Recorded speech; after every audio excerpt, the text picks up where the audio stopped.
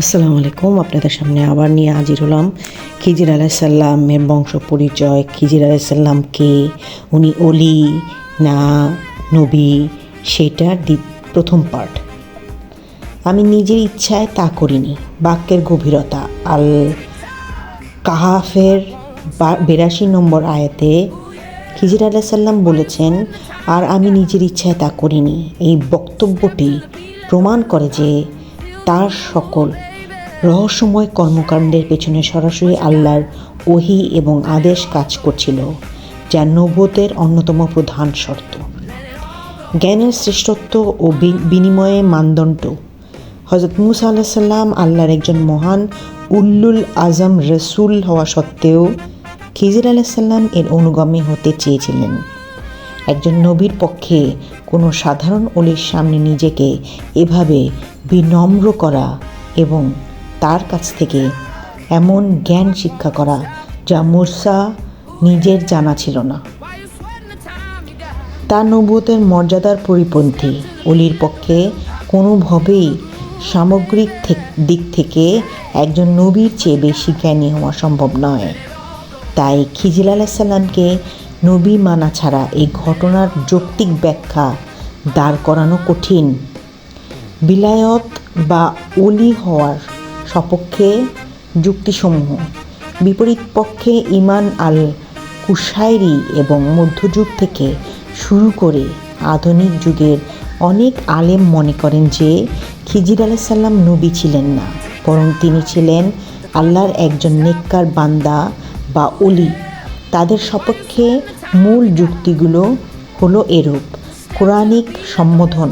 পবিত্র কোরআনে তাকে সরাসরি নবী বা রসুল হিসেবে উল্লেখ না করে আমার বান্দার মধ্যে এক বান্দা বলা হয়েছে, যা অলি বা আল্লাহর প্রিয় বান্দাদের সাধারণভাবে বৈশিষ্ট্যর দিক থেকে নির্দেশ করা হয়। ইলমে লাদুন্নির ধরন। আল্লাহ খিজির আলাইহিস সালামকে যে বিশেষ জ্ঞান দিয়েছিলেন তা ছিল মূলত ইলমে লাদুন্নি বা আল্লাহর পক্ষ থেকে সরাসরি অর্জিত বাতেনি জ্ঞান। এই জ্ঞান জগৎ পরিচালনার গোপন রহস্যের সাথে সম্পর্কিত, যা অনেক সময় উচ্চ স্তরের আউলিয়া কিরাম বা আরিফ বিল্লাহগণ আল্লাহর পক্ষ থেকে কেরামত হিসেবে লাভ করে থাকেন। অমরত্ব বিতর্কে খিজির আলাইহিস সালাম কি এখনও জীবিত?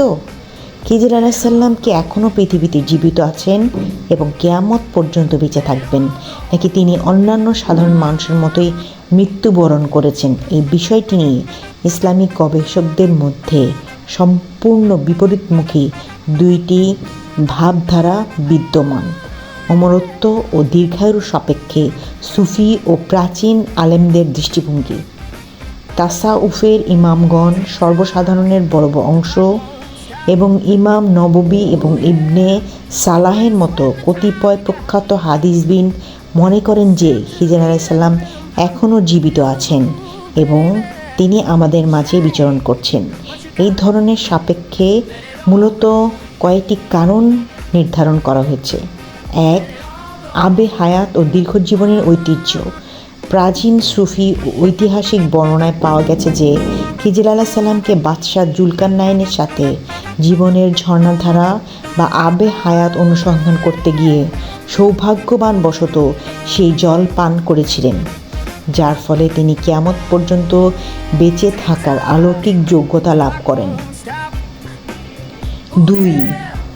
আহলে বাতেনের ঐক্যমত। হযরত আশরাফ আলী থানভী তার নাশরুত তিব গ্রন্থে লিখেছেন যে আধ্যাত্মিক জগতের সকল আহলে বাতেন এবং সালফে সালেহিন খিজির আলাইহিস সালাম এর জীবিত থাকার ব্যাপারে একমত পোষণ করেছেন এবং বিভিন্ন সময়ে আল্লাহর পুণ্যবান বান্দাদের সাথে তার রুহানি ও সশরীরে সাক্ষাতের বহু ঘটনা প্রমাণিত রয়েছে। 3. সাইদ নুরসির জীবনের দ্বিতীয় স্তর তত্ত্ব। তুরস্কের প্রখ্যাত ইসলামী চিন্তাবিদ বদিউজ্জামান সাইদ নুরসি তার মেকতুবাতের উল্লেখ করেছেন যে খিজির আলাইহিস সালাম অবশ্যই জীবিত আছেন, তবে তার জীবন আমাদের সাধারণ মানবীয় জীবনের মতো নয়। তিনি জীবনের দ্বিতীয় স্তর সেকেন্ড ডিগ্রি অফ লাইফ অবস্থান করছেন, যেখানে ক্ষুধা, তৃষ্ণা ও স্থানিক সীমাবদ্ধতা মানুষের ওপর কোনো প্রভাব ফেলে না, এবং তিনি একই সাথে একাধিক স্থানে সশরীরে বা রুহানিভাবে উপস্থিত হতে পারেন। অমরত্বের অস্বীকৃতি, মুহাদ্দিসগণের অকাট্য শাস্ত্রীয় বিশ্লেষণ।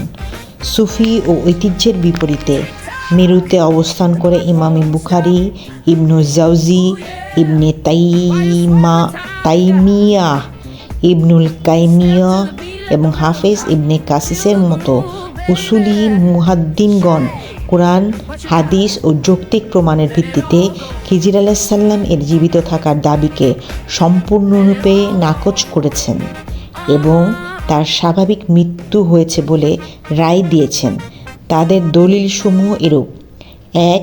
কোরআনের চিরঞ্জীবিতার নিয়ম। আল্লাহ তাআলা পবিত্র কোরআনে দ্ব্যর্থহীন ঘোষণায় বলেছেন যে মুহাম্মদ সাল্লাল্লাহু আলাইহি সাল্লামের পূর্বে তিনি কোনো মানুষকে চিরস্থায়ী জীবন বা অমরত্ব দান করেননি। যদি খিজির আলাইহিস সালাম মানুষ হয়ে থাকেন, তবে এই কোরআনিক অমোঘ আইনের অধীনে তার মৃত্যু নিশ্চিতভাবে সম্পন্ন হয়েছে। 2. সহিহ বুখারী শর্ত অনুযায়ী হাদিসের সীমা। ওফাতের মাত্র 1 মাস পূর্বে এক রাতে এশার সালাতের শেষে রাসূলুল্লাহ সাল্লাল্লাহু আলাইহি সাল্লাম সাহাবীদের উদ্দেশ্যে বলেছিলেন যে, আজ রাতে যারা পৃথিবীর বুকে জীবিত আছে, আগামী 100 বছর পর তাদের একজনও আর জীবিত থাকবে না।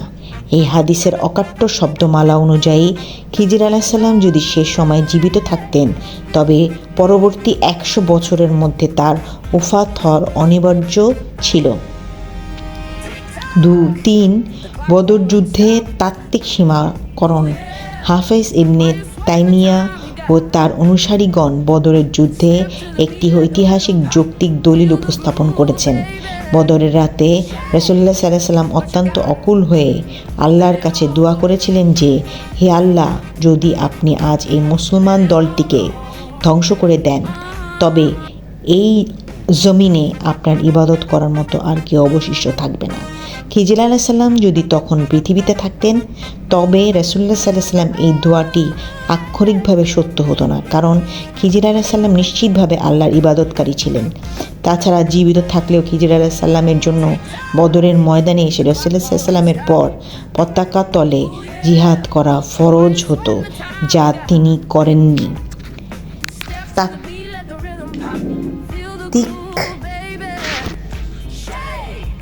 তাত্ত্বিক রূপ থেকে ব্যাখ্যাগুলো আমি পরবর্তী ভিডিওতে আপনাদের সামনে তুলে ধরবো। আজ এই পর্যন্তই।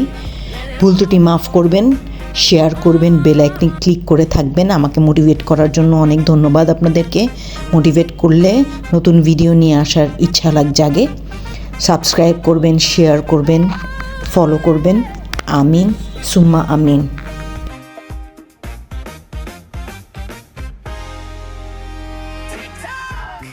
The clock won't stop.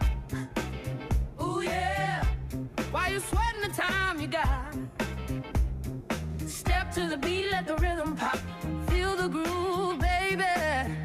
Shake what you got. Let it all go.